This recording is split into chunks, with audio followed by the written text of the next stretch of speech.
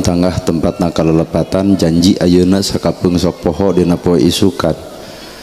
Lamun lain Allah maha panghampura tangtu urang sakabeh kagolongkeun jalma nu baris cilaka.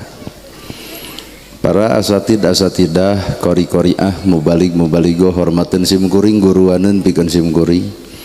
Ais pangampi pupuh lemur ti kawit kades kadus RW RT BPD LB tur LPMD. Ibu miwah bapak sadaya nu lenggah linggih dina ieu patempatan kalayan ngabogaan pamaksudan. Lamun tukang dagang neangan untung, mun tukang tani neangan hasil, ari ibu pangaosa neangan naon. Habis pincuk.